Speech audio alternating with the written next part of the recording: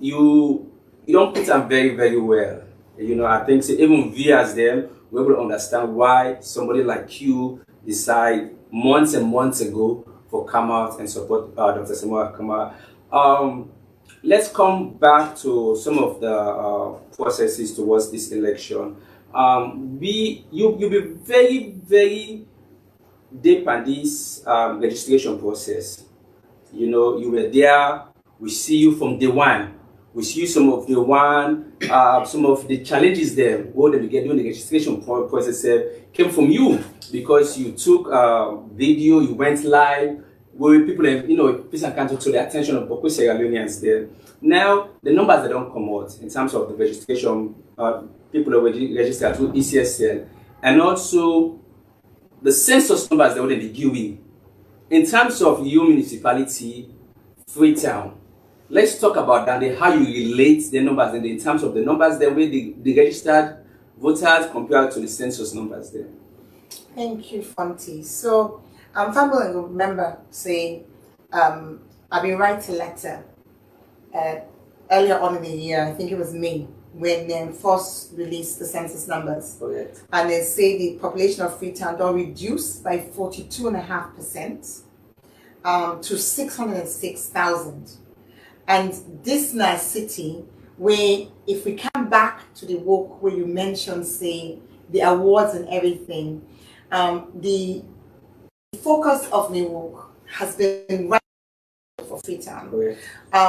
But waiting drive me, and waiting continue for drive me, that the impact of change is national issue. Some man go look and say, hey, this all they talk about climate. Now, we want for it. Well, I tell you, the impact of climate they get on your ability to get food for it is really significant, and it's going to get worse if we not do anything about it. Not know. And it takes 1 second please, to explain what is climate change. Little geography lesson. So say the earth round, and say around the earth, you might not know. You get something when they call the ozone layer. God very smart, so God wonderful how he do things. God knows that the sun in heat is so hot.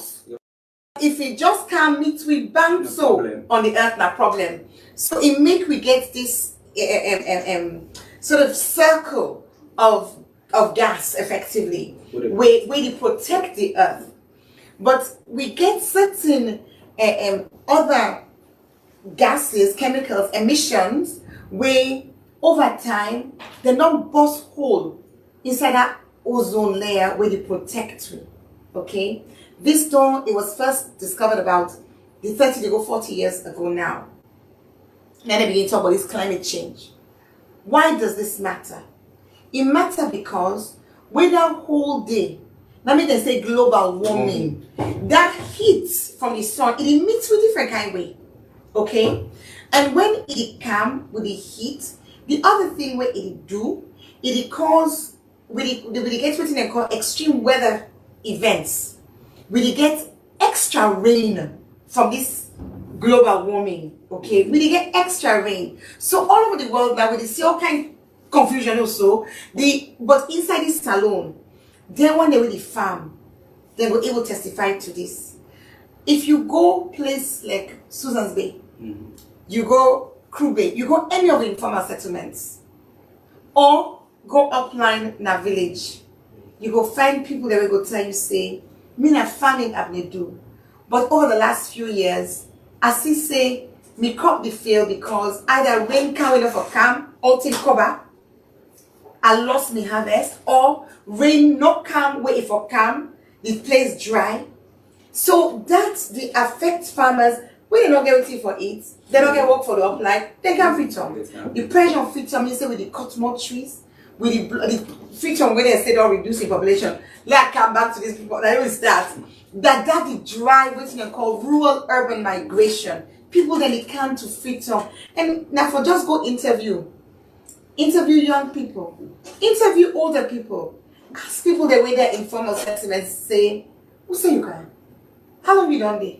What did you do before? And you go find out, say, this thing na reality. So now make Freetown don't full, it don't choke.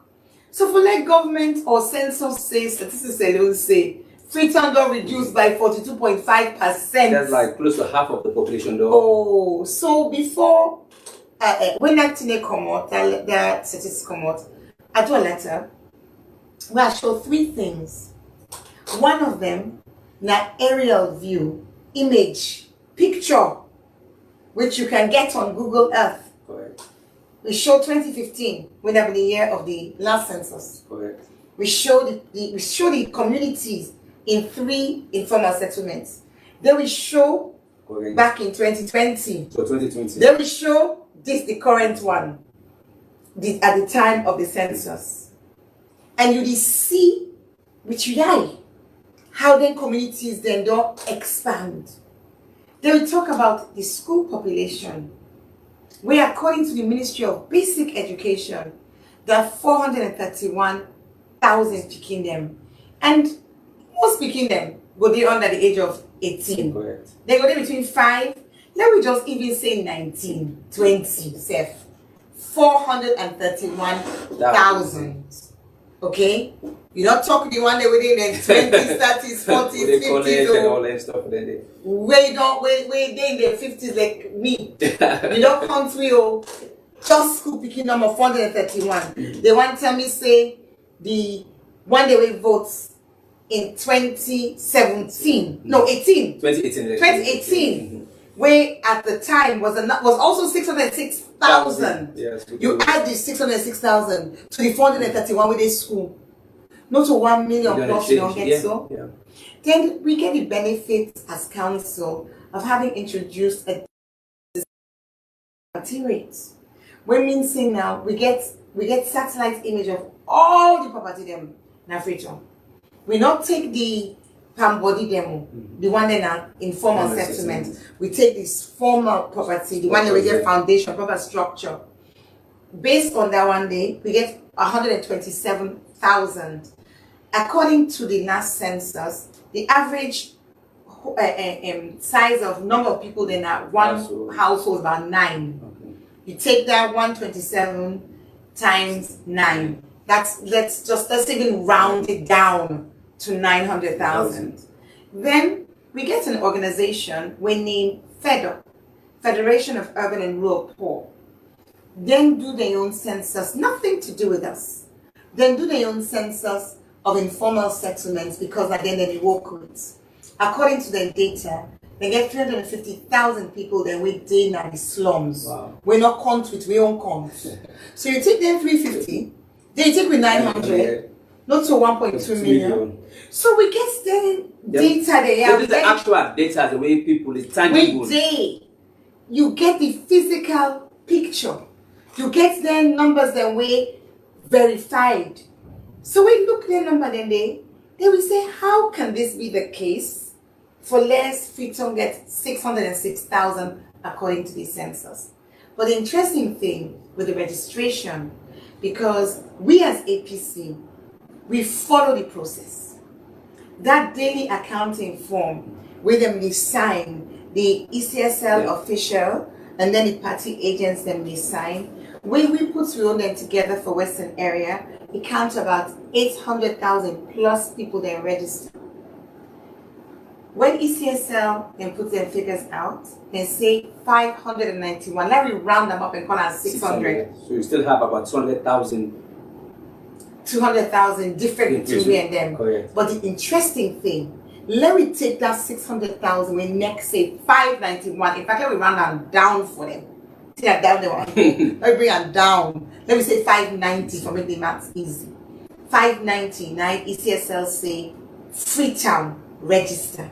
Well, if statistics alone say na 606,000 people they in the one city, then 590 registered. So now 16,000 people no more in this city no register. So all the school picking there we're not 18 years. Plus all the money we've been tired body and say they don't go register. And then 16,000. So clearly what there's happened to the 431,000 when Ministry of Education say they school? We're not the registration age.